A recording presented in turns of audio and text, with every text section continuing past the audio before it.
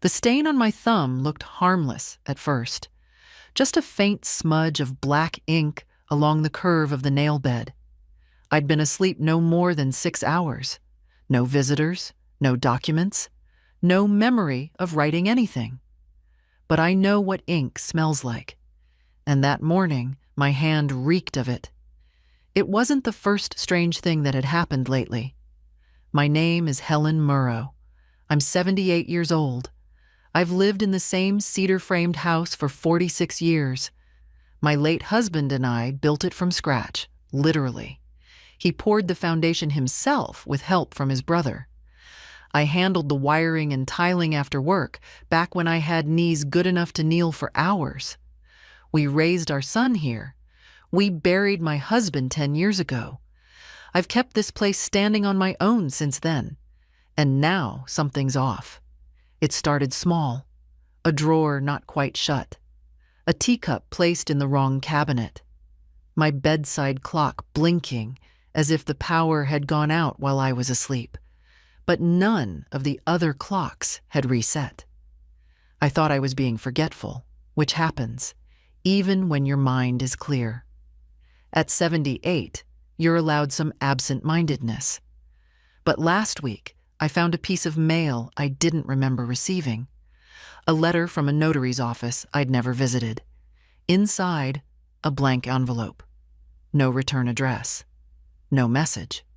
And now this. Ink on my finger. I went to the kitchen to wash my hands, but it wouldn't come off completely. Not with soap. Not with scrubbing. The stain clung to the crease like something had pressed hard into my skin. I opened the fridge, searching for something cold, but forgot what I'd come for. I closed it again, slowly.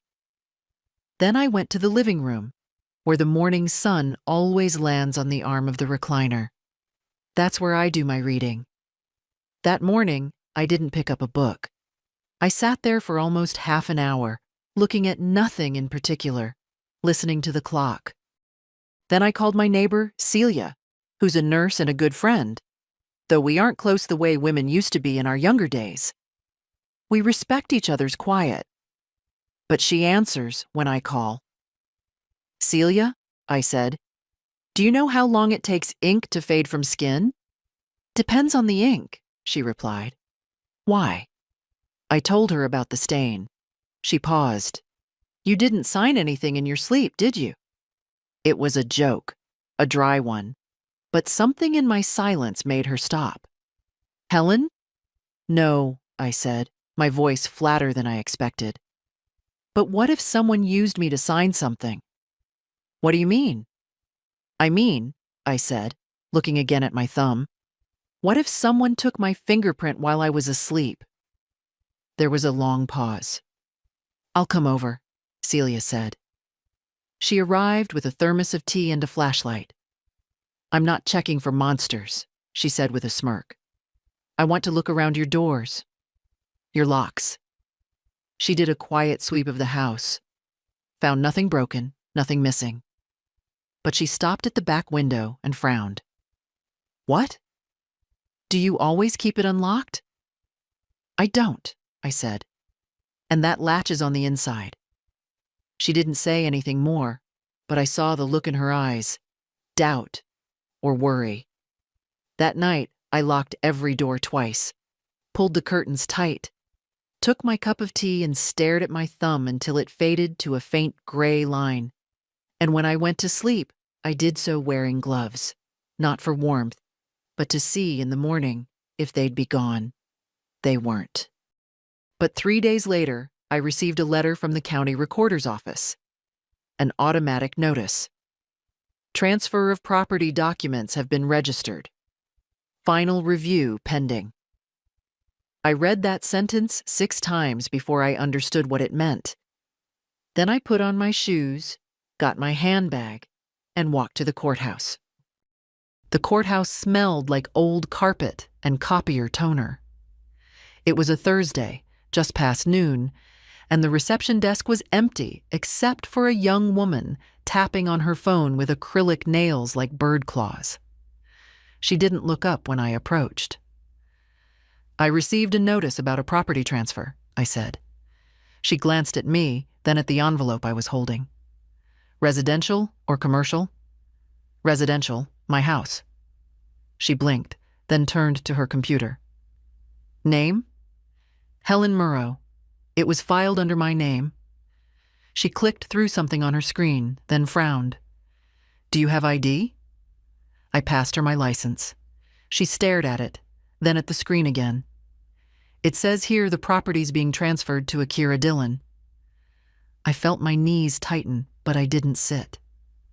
"That's my niece." "Then it's family," the clerk said with a small shrug, like that explained everything. "I didn't sign anything," I said. "Well, according to the file, you did." She turned the monitor slightly. A scanned image of my thumbprint sat on the screen. Underneath, a digital rendering of a signature that looked like mine, but not quite. The tail of the H curled too sharply. The slant was too aggressive. My hand hasn't written like that in years. "Who filed this?" "Ms. Dillon. She submitted notarized documents. It's still in the review phase, so technically nothing's final until next week, but it's already in the queue." I nodded once, then asked for a copy of everything. Paid $5. Walked out holding a manila envelope that felt heavier than any book I'd ever carried. The breeze outside smelled of hot concrete and diesel. I walked to the bench near the bus stop and sat. Inside the envelope, a complete transfer packet. "Gift of property," it said, "signed voluntarily." The notary's name wasn't one I recognized. The witness signature was even more troubling. Thomas Verne, my neighbor, 2 houses down. I sat with that for a long time, watching cars pass, wondering how much they paid him, or if they fooled him too. Back home, I laid everything out on the kitchen table. The transfer forms, the supposed notarization, the witness page, my thumbprint in black ink, the faint curve of a signature that might pass for mine to someone who didn't know the difference. I'd made tea, forgot to drink it. It cooled beside me while I stared at the papers. It wasn't just betrayal. It was violation. My hand, my name, my home, taken while I slept. That night, I didn't sleep. I stayed up in the recliner, lights on, a small flashlight in my pocket, and the front door chain latched from the inside. I kept listening for sounds, imagining footsteps, thinking about every night I had felt drowsier than usual, like something had settled in my body without my permission. The next morning, I went to Thomas Verne's door. He opened it, wearing slippers and a robe. "Tom," I said, "did you sign a property transfer as a witness? For Kira?" He blinked a few times. "Oh, that." "That?" I repeated. "Well, yes," he said. "She said you asked her to handle some things, said you weren't feeling up to the trip. I figured, well, I didn't think much of it. She brought the forms over, said you were resting." "I wasn't resting," I said. "I was unconscious." His eyes widened, and the color drained from his cheeks. "I never signed anything, Tom. I never asked her to manage anything." He opened his mouth, then closed it. "I need you to say that, to the authorities, that you never saw me sign. That she just brought you the papers." Yes," he stammered. "Yes, of course. I didn't realize. Helen, I swear." I nodded once, turned, and left. Later that afternoon, I called the notary whose name appeared on the form. The number went straight to voicemail. I tried again. Same thing. When I finally checked the state's notary directory, I found the listing, but the address was in another city. The woman had apparently been traveling for family reasons the week in question. I called Celia. "I'm going to the sheriff's office," I said. "I need someone with me." "Say no more," she replied. "I'll pick you up in 10. Sheriff Travis Carter had the sort of face that made you want to believe in fairness. Square jaw, soft voice, eyes that lingered long enough to show he was listening. He offered me a seat in his office and waited until Celia and I settled before he said a word. "Ms. Murrow," he said, "I read your initial report. You believe your niece used your fingerprint to authorize a transfer of your house while you were asleep." "I don't believe it," I said. "I know it." He glanced at Celia, then back to me. "Have you spoken to her directly?" "No," I said. "I haven't spoken to Kira in over a week. Last time she was here, she brought dinner. I felt groggy afterward, fell asleep in the chair. When I woke up, the back window was cracked open and a teacup was in the sink. I never drank the tea." "And the ink?" "On my thumb. Smelled like notary ink. I worked in admin 30 years. I know that smell. The stain lasted 3 days." He nodded. "We'll need to take statements. From your neighbor, from the notary, if we can locate her. But I want to be honest with you." Celia leaned forward, but I raised my hand gently. I was listening. "This is a civil issue until we can prove criminal intent," Sheriff Carter said. "Forgery, if proven, is a felony. But proving that the fingerprint was taken without consent, that's not easy, especially when the forms have already been filed. If a notary and a witness claim everything was legitimate." "But the notary wasn't even in town," I interrupted. "She has a listed address 2 counties over. I called the state directory. She was visiting family that week." That seemed to give him pause. "Do you have any evidence she wasn't here?" he asked. "Only her voicemail and her listed address." "That's something," he said, tapping his fingers on the desk. "We can start there." He had Deputy Morales come in to take my statement. Young, polite, meticulous. She recorded everything: dates, times, the letter I'd received, the forms I'd printed at the courthouse. She even took a photo of the faint stain still lingering near my cuticle. After an hour, I walked out with a case number and a headache. Back home, I found the lights on and the hallway rug turned slightly askew. I froze, then exhaled. It was Kira. She'd let herself in before, with the spare key she'd insisted I give her for emergencies. I changed the locks that evening. The next day, I went to the bank. "Can I help you, Ms. Murrow?" the manager, Douglas Lane, asked. He was in his 50s, always wore too much cologne, but he remembered names and never made you feel like a number. "I'd like to review the power of attorney on my accounts." He looked up from his screen. "Has something happened?" "I need to see who has access." He pulled it up, hesitated. "Is Kira Dillon listed?" I asked. He nodded slowly. "Limited power. Authorized to manage payments, request documents, and make changes with your verbal consent." "She doesn't have that consent anymore." "Understood." He moved efficiently, printing forms, walking me through the revocation process. It took 15 minutes. When it was done, I felt something lift off my shoulders, like a rope that had been tugging from behind had finally snapped. I walked out into the sunlight and bought myself a lemon tart from the bakery on Hollow Street. Sat on the bench outside and ate it slowly, watching people pass. It felt like reclaiming something, even if it was just the taste of citrus and sugar. That evening, Kira called. I let it ring once, twice. Then I answered. "Hi, Aunt Helen," she said sweetly. "I've been trying to reach you. Everything okay?" "I changed the locks," I said. "You won't be coming in unannounced anymore." There was a pause, then a little laugh. "That's fine. I just wanted to check in." "Then check this," I said. "I spoke to the sheriff, the bank, the recorder's office.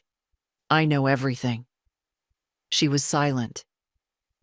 "Do you think I don't remember how you hovered around me after dinners?" How I'd wake up groggy after the tea you brought? You think 78 means I'm blind? I don't know what you think you know.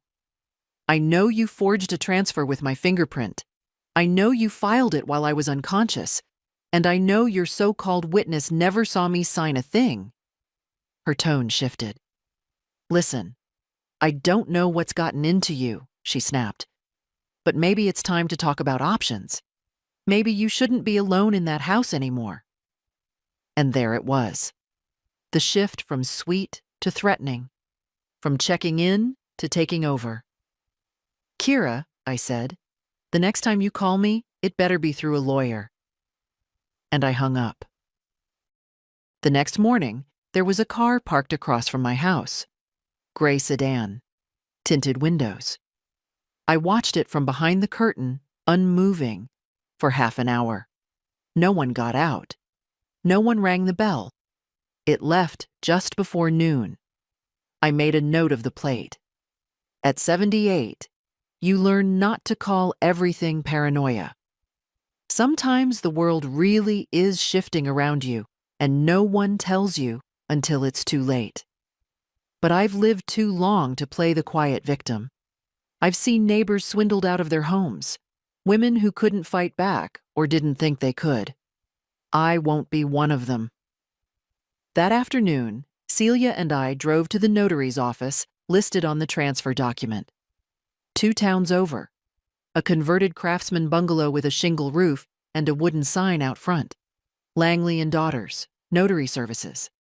A woman in her 50s opened the door. Hair in a twist, sensible shoes. Are you Janet Langley? I asked. She nodded. Yes? I handed her a copy of the form. This is your name, your stamp. You supposedly notarized this transfer for me. She took it, glanced at the page. Her eyes narrowed. I didn't notarize this, she said. Are you sure? I was out of town that week. My daughter had surgery in Portland. I have flight receipts, hotel bills, texts. I couldn't have been in Greystone. I haven't even been to that courthouse in years. Then someone forged your signature, Celia said. Janet looked between us, clearly unsettled. You should report this. I'll give you a signed statement. This is a federal offense. She made us tea while she typed it out. Signed the paper slowly, carefully, then handed it to me with both hands. Ms. Murrow, she said, I'm sorry your family is doing this to you. I nodded once. So am I. Back at the sheriff's office, Deputy Morales added Janet's statement to my file. She looked up from the folder with a grim set to her mouth. This is starting to look very bad for your niece, she said. Good, I replied. It was the first time I'd used that word with such satisfaction in years. The next day, Kira showed up at my door.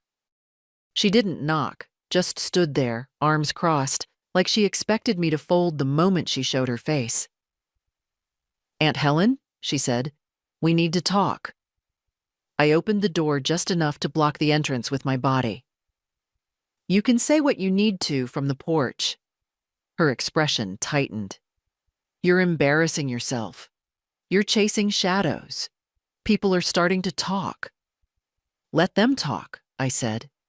They'll get to the part where you forged documents with my fingerprint. That should be interesting. Her eyes narrowed. I'm trying to help you. You're trying to steal what you didn't earn. I took care of you. You brought me tea and took my mail. That's not care. That's reconnaissance. She stepped forward, voice rising. You're not well. You're confused. We should talk to someone, maybe get you assessed. There it was again. The threat of madness. You want me declared incompetent? I said flatly. So the court lets you finish what you started. She didn't answer. I've spoken to a lawyer, I lied. I hadn't. Not yet. He thinks this qualifies as attempted fraud, identity theft, and elder abuse. You'll be lucky if the only thing you lose is the house you never had. Kira's face paled. I've documented everything, I added.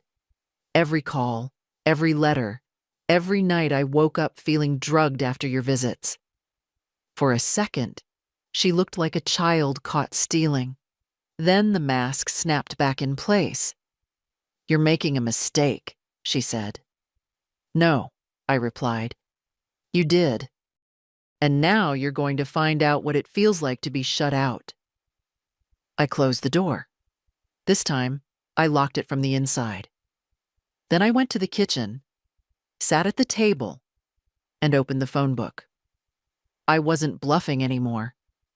It was time to call a lawyer. His name was Daniel Shore. 63 years old, clean-shaven, clear-eyed, and with the kind of quiet patience I hadn't seen in a man since my husband died.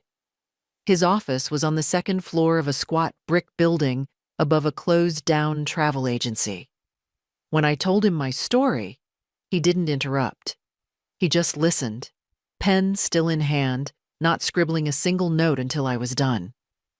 When I finished, he leaned back in his chair and let out a slow breath. "Well," he said, "they picked the wrong woman." That made me smile, though it barely touched the fatigue behind my eyes. "I've got sworn statements," I said. "From the notary. From the neighbor she used as a false witness." "And you've revoked the power of attorney?" "Yes. Locked her out of the bank, too." "Good. That gives us something to work with. Now, we'll file an injunction to freeze the property transfer process. Since it's still in review, we may be able to stop it before it goes through." "And if it already has?" "Then we fight it," he said calmly. "Forgery, coercion, elder abuse. Civil suit and criminal complaint side by side. I've seen it before, but rarely this well documented." He made copies of everything. He had me sign 2 affidavits. Then he turned the file toward me. "We're going to request a full freeze on your title.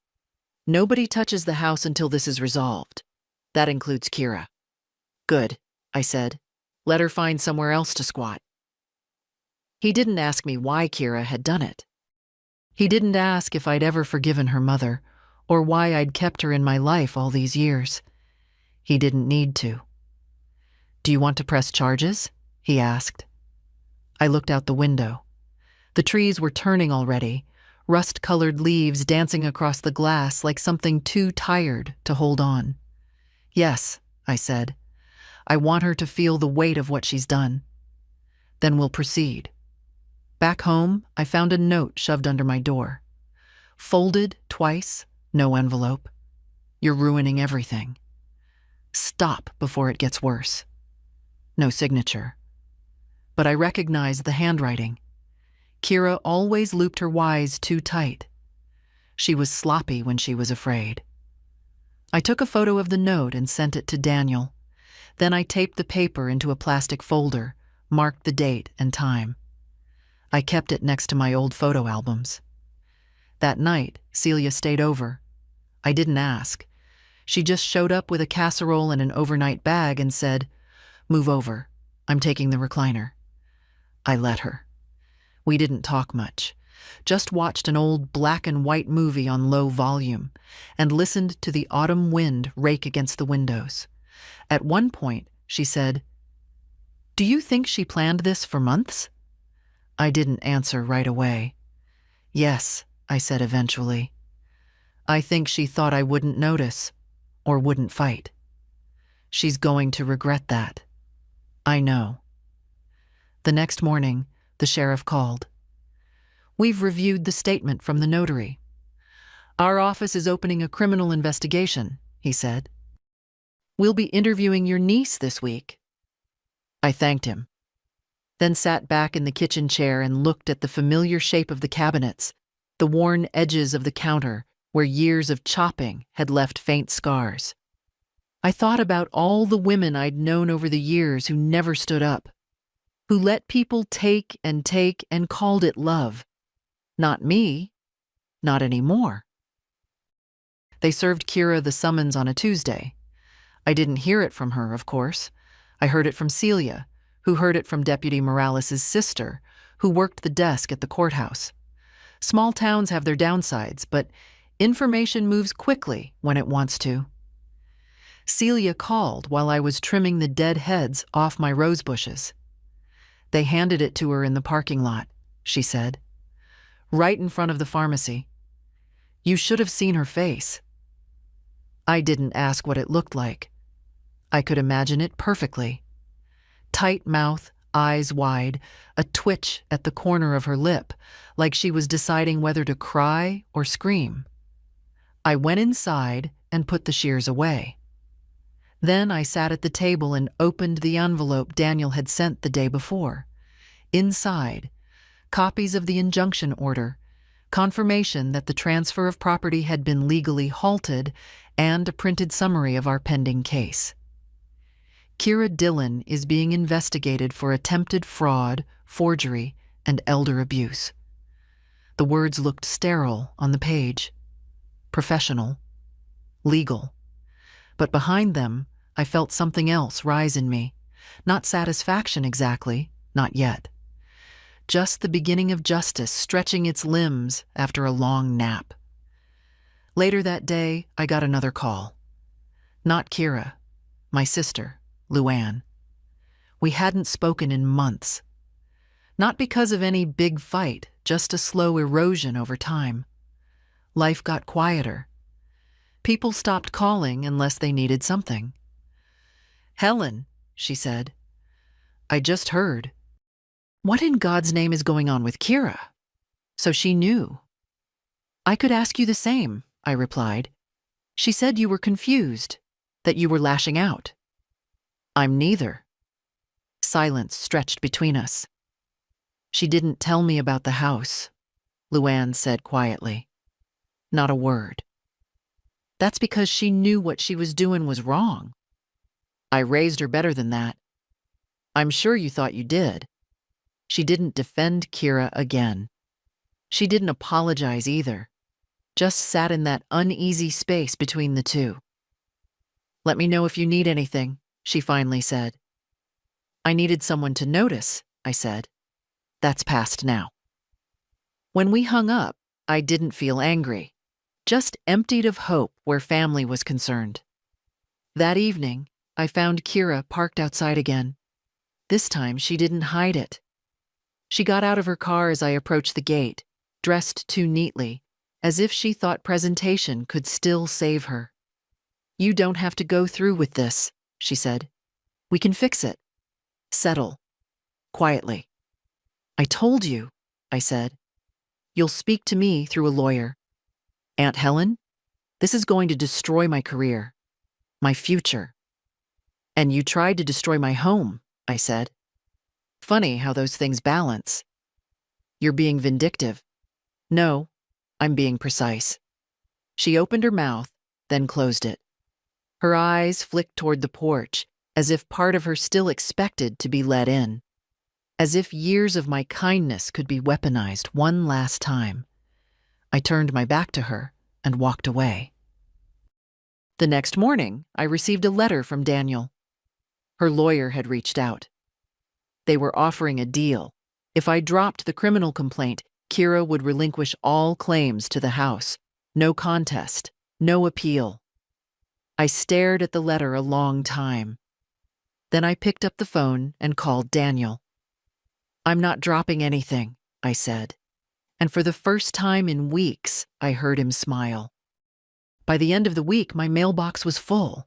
Not with threats or offers, but with letters from people I hadn't heard from in years. Doris from church, Melinda, who used to run the garden club, even old Mr. Reed, who once called my hedge an affront to symmetry. They all wrote versions of the same thing. I heard what she did. I'm so sorry. I hope you're okay. And in every one of them, I saw something else. Quiet fear. Not fear for me, but fear that something similar might happen to them. That one day they'd wake up with ink on their skin and no roof over their head. I answered every letter. Handwritten replies, folded carefully, sealed with my old set of floral stamps. Not because I owed anyone anything, but because there's power in reminding people that silence isn't the only option. At Daniel's office, things moved faster than expected. "She's not contesting the freeze," he told me, "which means she knows her case won't hold." "She still thinks I'll fold," I said. "She's about to find out what you're made of." We prepared for the preliminary hearing. A small courtroom, just the basics. No jury, no cameras, just facts. Kira wouldn't even be required to speak, but I would, and I planned to. I rehearsed my statement for days, in the kitchen, in the hallway mirror, out loud to no one. I rewrote it until it sounded less like a wound and more like a verdict. The night before the hearing, I took out an old box from my closet. Inside, the deed to the house, dated 1981. My husband's signature still crisp beside mine. A faded Polaroid of us standing on the porch, tools in hand. Me with frizzy hair and paint on my overalls. Him grinning like he'd built the world. I put the photo in my purse. I wanted it with me in court. Morning came gray and damp, like the sky had forgotten how to shine. Celia drove me in silence. She didn't try to coach me or comfort me. She knew better. Daniel met us on the courthouse steps. "You ready?" I nodded. The courtroom was small, as expected. A few observers, a stenographer, a judge with thick glasses and a voice like gravel. Kira sat at the other table, eyes cast downward. Her lawyer leaned in occasionally to whisper something, but she didn't respond. When it was my turn to speak, I stood without help. "My name is Helen Murrow," I began. "I'm 78 years old. I've lived in the same house for over 4 decades. I built it with my husband. I raised a son there. I buried my husband there. And I intended to die in that house someday. But not like this. Not tricked out of it. Not erased from my own life by someone who claimed to love me." I paused. The room was still. "I didn't sign those papers. I didn't consent to that transfer. My fingerprint was taken while I slept. My name was forged. And my niece, who I trusted, attempted to take what she had no right to." Another pause. "I may be old, but I am not gone. I am not stupid. I am not helpless. I am here to reclaim what is mine and to remind anyone listening that getting older doesn't mean surrendering your dignity." When I finished, the judge nodded once. "Thank you, Ms. Murrow." I sat, and for the first time since this began, I felt not just heard, but seen. Kira never looked at me. She just kept her eyes on the table like there was something written there only she could read. After the hearing, Daniel said, "That was stronger than anything I could have written." I didn't reply. I just nodded, clutching my purse with the old photograph inside. Outside the courthouse, the air felt heavier, damp from early autumn rain. Kira walked past us without a word, her lawyer trailing behind her. I watched the click of her heels on the pavement, sharp and nervous, like she was trying to outrun the silence clinging to her. That evening, I sat by the window and opened a letter from the county clerk's office, a formal acknowledgement that the injunction had been filed and would remain in place pending final review. That gave us breathing room. 2 months, maybe more. But breathing room wasn't the same as peace. The next morning, I got a voicemail from the sheriff's office. Deputy Morales. "Ms. Murrow, just an update. We've confirmed the notary was indeed out of town during the time of the alleged signing. Her statement has been verified with hotel and airline receipts. That strengthens the forgery charge significantly. I'll be forwarding this to the district attorney's office." I listened to it twice. Then I opened my back door and stepped into the yard. I hadn't touched the garden in days. Weeds creeping up the edges, soil dry around the hydrangeas. I grabbed my gloves and got to work. Knees stiff, fingers slow, but steady. It was one of the few things that still brought me calm. Tending something living, fixing what had been neglected. That's what this all was now, repairing the damage. Even if it wasn't visible from the outside. By afternoon, I had dirt under my nails and a dull ache in my spine, but the garden looked like itself again. I sat on the porch with a cup of lukewarm tea and watched the wind move the trees. Celia came by around 4. She didn't ask questions, just brought me a box of shortbread and sat beside me. "She won't stop," I said. "She'll find another way." "She might," Celia agreed. "But next time, you won't be sleeping." That stuck with me. Next time, I won't be sleeping. The phone rang again after sunset. A different voice this time. Male. Hesitant. "This is Brad Foster," he said. "I represent Ms. Dillon. I was hoping we could discuss a resolution." "She already offered a deal," I said. I declined. "This would be a broader settlement," he continued. "She's willing to relinquish all claims to the house in writing and withdraw from any future disputes. And in exchange, she's asking that no criminal complaint be pursued." "Too late," I said. "The sheriff's already moved it to the DA." "She's worried about jail time," he said quietly. "She should be." There was a pause. "Ms. Murrow," he said, "I don't mean to be forward, but do you believe she would have gone through with it? Kicked you out, I mean." I didn't hesitate. "Yes," I said. "I think she'd already planned where my furniture would go. Probably had the locksmith on standby." He exhaled. "Then I suppose there's nothing more to say." "There isn't." After we hung up, I sat in the dark for a long time, listening to the creak of the house, the memory of my husband's voice still alive in the boards. He always said, "People think kindness is weakness until it tells them no." Well, I'd finally said it. By the time the district attorney's office officially opened their case, Kira had vanished from Greystone. Not literally. Her car was still parked in front of that overpriced condo she couldn't really afford. But she wasn't showing her face. She didn't come to the pharmacy, didn't show up at church. And for someone who used to treat small-town attention like a spotlight, her sudden absence was louder than any confession. Celia called it cowardice. I called it calculation. She was waiting, hoping the storm would pass without her having to face it. But storms like this don't pass. They sit and soak the ground until the foundation starts to rot. Daniel updated me twice a week. The paperwork crawled, but we were making headway. "The DA's office is treating this as a serious elder abuse case," he said. "Forgery's only part of it now. They're looking into how long she had access to your accounts, your medical records, even your mail."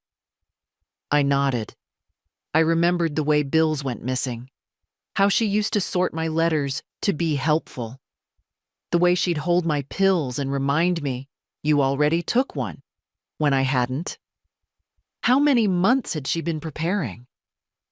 I don't know when love turned into ownership for her, but it had.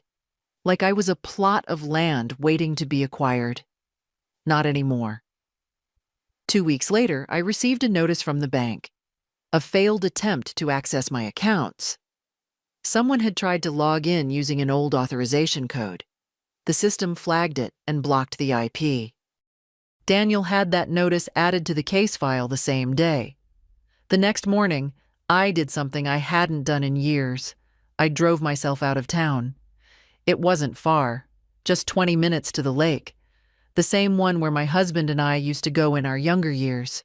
I parked near the overlook and sat on the hood of the car, watching the ripples on the water. It felt like breathing for the first time in weeks. When I got home, there was another letter on the porch. No envelope this time, just folded paper, heavy with accusation. "Do you feel proud? Destroying your own blood? You always were cold." This time, it wasn't even signed. Just left there like a threat, too scared to show its face. I slid it into a clear sleeve and added it to the folder. Let the court see it all. The next few days passed in a blur of legal calls, quiet meals, and long evenings with Celia. We didn't always talk about the case. Sometimes we just sat on the porch with tea, saying nothing. That kind of silence is rare. The kind that says, "I'm still here. You're not alone." On Friday morning, Daniel called again. "She's been formally charged," he said. "Forgery, attempted fraud, and financial exploitation of a vulnerable adult." I didn't react right away. Just stood in the kitchen, letting the words settle. "They'll issue a court summons first," he added. "But if she ignores it, there'll be a warrant." "She won't ignore it," I said. "She wants to play victim too badly." Daniel hesitated. "There's one more thing." I braced myself. "She filed a statement this morning," he said, "claiming you're mentally unfit to manage your own property, that you're confused, possibly manipulated, and showing signs of early dementia." I didn't flinch. I expected it. "She's requesting a court-appointed evaluation." "Let them come," I said. My voice didn't even shake. The evaluator's name was Dr. Naomi Brenner, early 40s, sharp-eyed but not unkind. She came alone, carrying a soft leather briefcase and a small voice recorder she placed on the kitchen table without ceremony. "This is standard procedure," she said. "You're not under suspicion. This isn't an interrogation." "I know," I said, pouring her a cup of tea. "But the accusation is clear enough." She gave a small smile. "Let's talk." We sat for almost 2 hours. She asked about the house, about my routines, my finances. Asked me to recall a list of words, draw a clock, walk across the kitchen and back. She watched how I stood, how I spoke. She didn't rush, and she didn't condescend. Halfway through, I told her about the roses, how they'd stopped blooming the year after my husband died, how I couldn't bring myself to uproot them, even though I knew they'd never come back. "Sometimes we need reminders of things that don't work," I said, "to know when something finally does." She nodded, jotting something down. At the end, she folded her hands on the table and looked at me. "Ms. Murrow," she said, "I'm not supposed to say this until the report is filed, but I'll say it anyway. You're fine. Clear, competent, sharper than most people I evaluate." "I know," I said, and she smiled. "But Kira won't stop here," she added. "You understand that? She's desperate. Desperate people can be dangerous." I looked past her to the window where the light caught the edge of the porch railing, paint peeling, wood dry. The place still stood, but the damage would take time to fix. "She already was," I said. After she left, I opened a fresh notebook and wrote everything down. Every question, every answer, every expression she made. Because Kira would challenge it. Of course she would. She couldn't afford not to. The next day, I went to the post office and filed a change of forwarding address. Not because I was leaving, but because I wanted every legal notice to come to Daniel directly now. I was done reading threats on my doorstep. I also stopped by the garden supply shop. Bought new gloves, new soil, a stubborn little maple sapling that would take years to reach the shade I remembered from childhood. I planted it in the front yard that evening. Took me an hour. My knees hated me for it, but when it was done, I stood there with my hands on my hips, breath shallow, and whispered, "Grow faster than her memory." Later that night, Kira called again. Blocked number. I picked up. "You set this whole thing up," she said. Her voice was smaller than before, almost brittle. "No," I said. "You did. I just stopped helping you get away with it." She was quiet for a beat. I just needed help. I was drowning. And I was the raft you planned to stand on while I sank. You've ruined me. No, Kira, you did that. I just pulled the curtains back. Then I hung up. I didn't save the number. Didn't write it down. Some things are better left to fade. 3 days later, I received the official letter from Dr. Brenner's office. Stamped, signed, and worded with all the dignity bureaucracy could muster. Ms. Murrow is mentally competent to manage her own affairs. No further evaluation is recommended. I made 3 copies, one for Daniel, one for the court, and one for myself. The original I tucked inside the front page of our old family Bible. I don't read it much these days, but something about that gesture felt right. Like putting a name back on a door someone tried to remove. Daniel called that afternoon. She tried to contest the evaluation, he said. Filed a motion claiming the process was flawed, that you were coached. She never tires, does she? No, but the judge denied it. Summary rejection, no grounds. And more importantly, he scheduled the fraud hearing. When? 2 weeks. That number stuck in my chest like a pin. 14 days. After all this time, the real moment was finally coming. Not just the freeze or the testimony, but the decision. I walked out onto the porch and watched the maple sapling. One leaf had already turned yellow. Inside, I made a list of everything I wanted to show the court. Not just papers, evidence. Photographs of ink-stained fingers. A printout of Kira's text. The folded threats. And the statements from the notary and neighbor, which now carried the quiet weight of fact. That evening, I went to the attic. It had been years since I'd climbed those stairs. Everything up there was layered in dust and silence. I found the box I was looking for under the old steamer trunk. House plans, 1978, 1981. My husband's notes, pencil sketches, copies of permits with both our names at the bottom. We'd built the place beam by beam.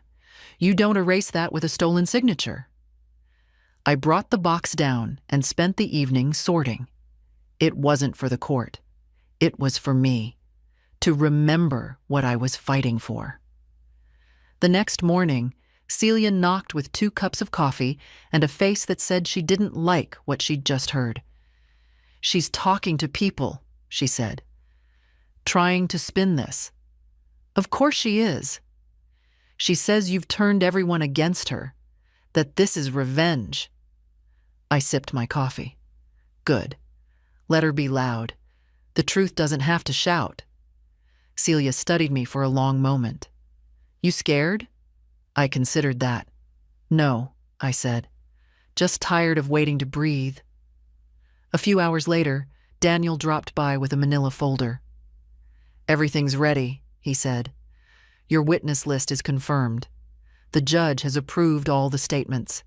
You'll testify, and if we're lucky, that's all it will take. And if we're not lucky, then she'll take the stand, and we'll get to watch her unravel. I nodded. He paused before leaving. You know, Helen, most people don't fight this hard. I'm not most people. No, he said. You're not. After he left, I sat by the window and watched the light fall across the maple. I thought about everything Kira might still try. Lies, smears, legal delays. But I also thought about the feel of the soil under my hands, the way the courtroom had gone still when I spoke. The moment Dr. Brenner looked me in the eye and said, "You're fine." Whatever happened next, I wouldn't flinch. I'd already survived worse. The courthouse was colder than I remembered. Maybe it was the marble, or maybe it was just me, thin-blooded after a lifetime of enduring. I wore the dark green dress I'd kept for serious occasions and a wool coat that still smelled faintly of lavender from the sachets I'd tucked inside every drawer for decades. Celia sat beside me in the front row. Daniel was at the table, papers neatly stacked, his pen uncapped and ready.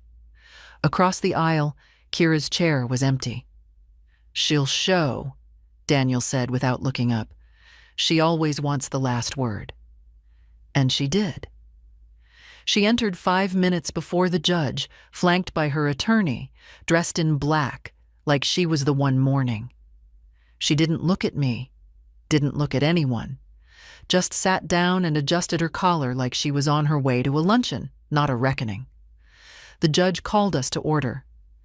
Daniel stood and made his opening statement. Calm, precise, just like we'd rehearsed. The sequence of events, the evidence of forgery, the sworn affidavits, the psychological evaluation, the threats, the banking breach. He didn't raise his voice. He didn't need to. The truth sat in the room like weight. When it was my turn, I walked to the stand slowly, but without help. I didn't look at Kira. I looked at the judge, at the ceiling fans spinning lazily overhead, at the people in the gallery, some strangers, some familiar. I spoke clearly, as I had before, but this time I ended with something new. "I am not here for revenge," I said. "I am here for clarity, for recognition, for the quiet truth that a woman can be old without being disposable. That dignity doesn't retire when your hair turns white." No one made a sound. When I stepped down, I passed Kira's table. She glanced at me for the briefest second, just long enough to see the fear behind her carefully painted eyes. Then it was her turn. Her lawyer kept it short, tried to minimize. She was under stress. There was confusion, misunderstandings. She never intended harm. She was only managing things temporarily. But when the judge asked Kira directly whether she had obtained my fingerprint knowingly, whether she'd submitted the transfer without me awake, her mouth hesitated. And that hesitation cost her everything. Daniel leaned over and whispered, "That's enough." We rested the case. The judge said a ruling would be issued in 3 business days. Formal?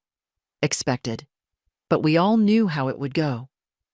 Outside the courthouse, Kira stood by the railing, her lawyer already walking ahead, his briefcase swinging like a closing door. She called after me once. "Aunt Helen." I stopped. She stepped closer, her voice softer than I'd ever heard it. "You really won't forgive me?" I looked at her. Really looked. A woman who had once been a child on my knee. A teenager who used to braid my hair when she was bored. A woman who came back not to care, but to claim. "I forgave you the moment I understood what you were," I said. "But that's not the same as letting you stay." She didn't speak again, and I walked away without turning back. The ruling came on a Thursday. Daniel called just after lunch. His voice was calm, but I could hear the satisfaction beneath it, like the weight of everything we'd carried had finally settled into place. "We won," he said. "Every count. The house remains yours, uncontested." The judge's statement was clear.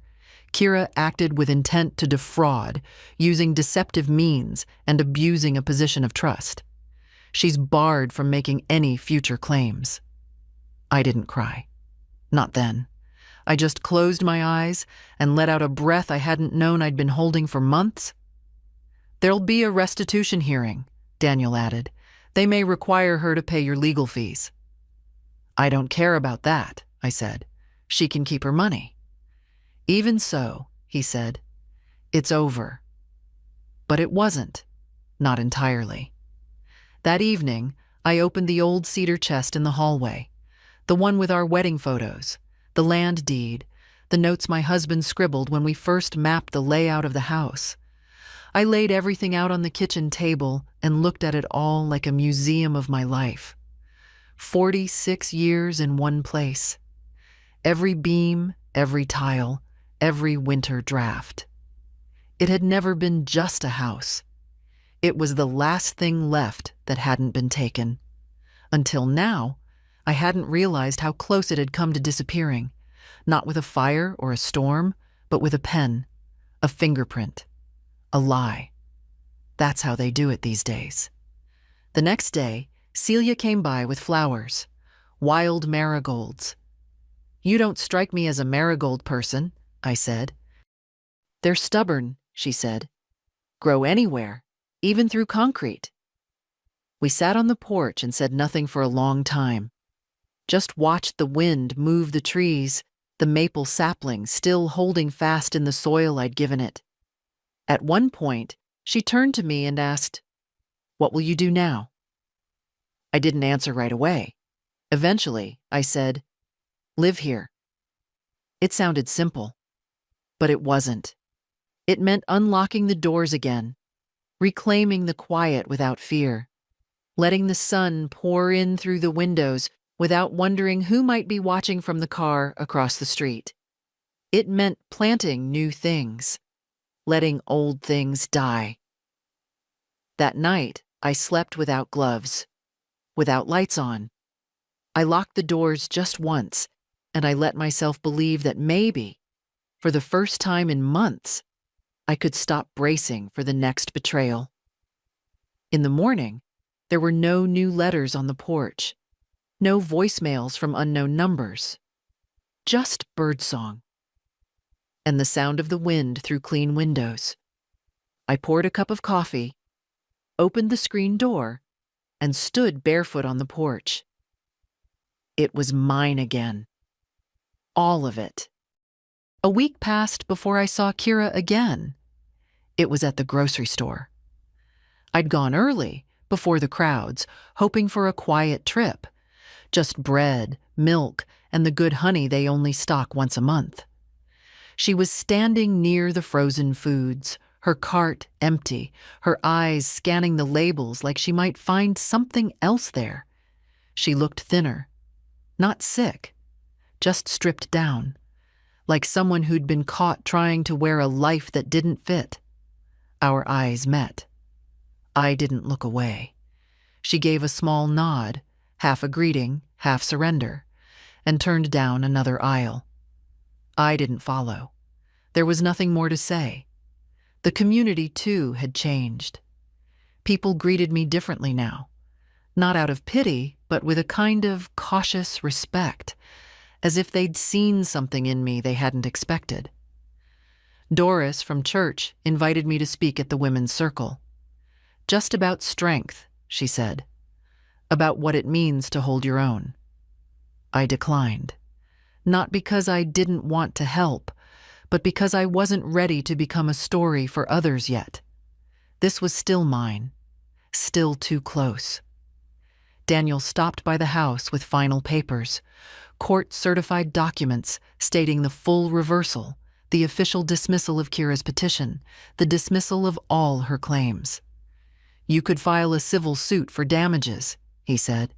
"You'd win." "I already did," I replied. And I did. He didn't argue. Before he left, I asked him about something I'd been thinking about for weeks. If I wanted to donate the house someday, I said, to make it into something useful, not just after I'm gone, but while I'm still here, how would I do that? He paused. "There are ways," he said. "We could create a trust or a foundation. What do you have in mind?" "A place for women like me," I said. "Older, alone. People think we're weak, easy to talk over, take from. Maybe they'd think twice if they had somewhere to go, somewhere steady." "I can draft options," he said. "Do." That evening, I walked the length of the property, touched the edges of the walls, let my fingers trail the porch rail. I knew every crack in the sidewalk, every creak in the boards. I'd spent so long protecting this place. Now I wanted to turn it into something that could protect others. Later, I found a letter in the mail from the DA's office. Kira had accepted a plea deal, probation, community service, mandatory financial ethics course. no jail time. I sat with that for a while. I wasn't angry, just aware. She'd walk away with her freedom, but not with her lie. That's what mattered. Not punishment, truth, and what I did with mine next. The house is quiet these days, but not empty. There's a difference. Silence used to feel like waiting, like I was holding my breath, expecting the next noise, the next knock, the next letter. Now, silence feels earned. It's the sound of something that held, something that didn't break. I wake up early, not out of habit, but by choice. I like watching the first light stretch across the floorboards. The kitchen still creaks when I walk across it. The kettle still whistles a little off key. Everything's exactly as it was, except me. I'm different. Not louder, not harder, just steadier. The maple sapling in the yard is holding strong. It won't give shade for years, but that doesn't matter. What matters is that it's growing, that it has space, like I do. The women's circle asked again if I'd come speak. This time, I said yes. I told them what happened, not to scare them, not to shame anyone, but because stories like mine stay in the shadows too long. They nodded. Some cried. One woman, Judith, held my hand afterward and said, "You've given me permission to not be quiet." That stayed with me. Later that month, I met with Daniel again. We started the paperwork for the trust. The house will one day become a transitional residence for older women escaping abuse, financial or otherwise. A place with strong walls and steady ground. I'll still live here, of course, for as long as I can. But I want this space to matter, even after me. I want someone else to look at this porch and say, "I'm safe here. Kira hasn't contacted me again. I hear she moved out of Greystone. I don't wish her harm. I don't wish her anything. Some people you love because you're told to, others because you choose to. I've learned which matters more.